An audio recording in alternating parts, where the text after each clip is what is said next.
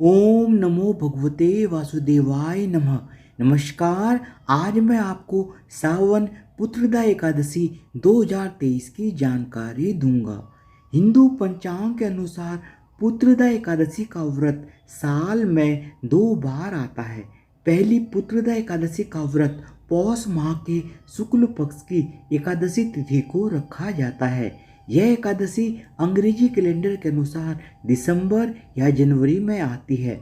वहीं दूसरी पुत्रदा एकादशी का व्रत सावन महीने में शुक्ल पक्ष की एकादशी को रखा जाता है। सावन माह में पड़ने वाली एकादशी का बहुत ही अधिक महत्व होता है। इस व्रत में भगवान विष्णु की पूजा की जाती है। मान्यता है कि श्रावण पुत्रदा एकादशी व्रत करने से वाजपेयी यज्ञ के बराबर पुण्य फल की प्राप्ति होती है।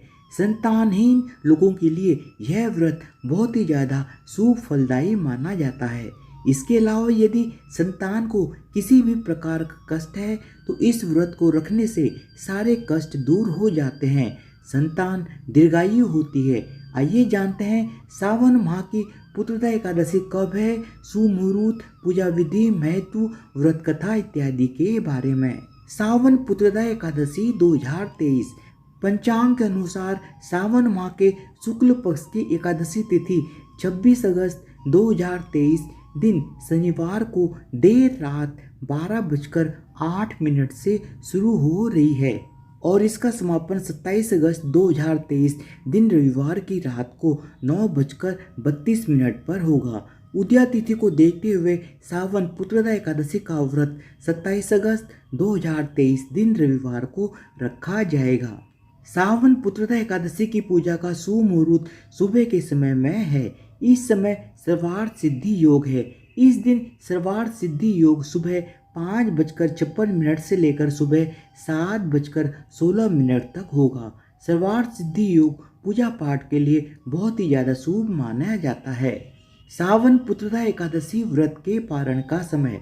सावन पुत्रदा एकादशी व्रत का पारण 28 अगस्त 2023 दिन सोमवार को किया जाएगा।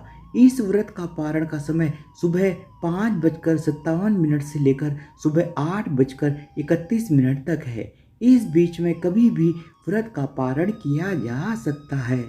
सावन पुत्रदा एकादशी व्रत की पूजा विधि। यदि आप सावन पुत्रदा एकादशी व्रत रखने जा रहे हैं तो दशमी को भोजन के बाद अच्छी तरह से दातून कर लें ताकि अन्न का अंश मुंह में ना रहे।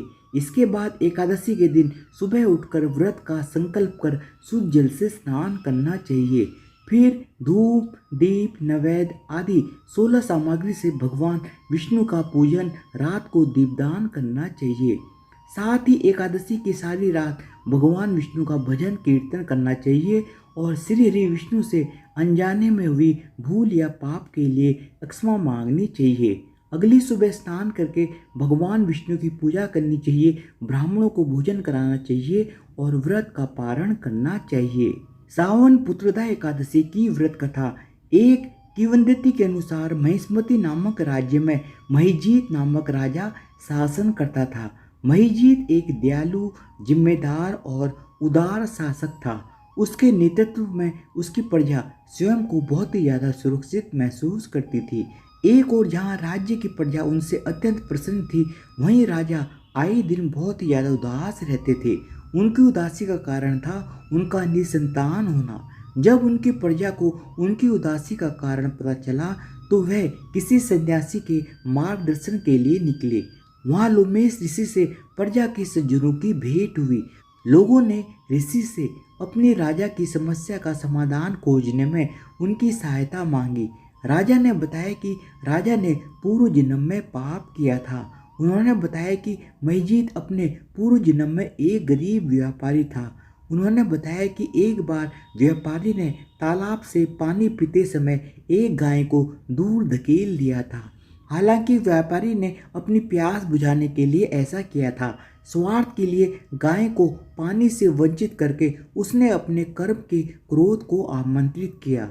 ऋषि लोमेश ने इसका समाधान बताते हुए कहा कि श्रावण शुक्ल पक्ष में एकादशी तिथि पर व्रत करने से व्यक्ति अपने पिछले पापों से छुटकारा पा सकता है। लोमेश ऋषि का धन्यवाद करके सज्जनों ने राजा को ऋषि का संदेश दिया। राजा महिजीत ने ऋषि की आज्ञा का पालन करते हुए श्रावण मास की एकादशी के दिन पर उपवास रखा। इसके बाद उनकी पत्नी गर्भवती हुई और उन्हें एक बच्चे का आशीर्वाद प्राप्त हुआ। श्रावण पुत्रदा एकादशी व्रत का महत्व। धार्मिक मान्यताओं के अनुसार पुत्रदा एकादशी व्रत रखने से साधक को सभी भौतिक सुखों की प्राप्ति होती है, साथ ही उनके लिए मोक्ष के द्वार खुल जाते हैं। यह व्रत रखने से सभी पापों का नाश होता है और कई प्रकार के ग्रह दोष दूर हो जाते हैं। ऐसा भी माना जाता है कि पुत्रदा एकादशी व्रत का पालन करने से संतान सुख, दाम्पत्य जीवन में सुख समृद्धि की प्राप्ति होती है। धन्यवाद। आप सबको सावन पुत्रदा एकादशी व्रत की बहुत बहुत शुभकामनाएं और प्लीज़ मेरे चैनल को सब्सक्राइब भी कर दीजिएगा विद बेल आइकन, ताकि मैं जो भी नया वीडियो डालूं उसका नोटिफिकेशन आपको मिल जाए। बोलो भगवान विष्णु की जय हो, माता लक्ष्मी की जय हो।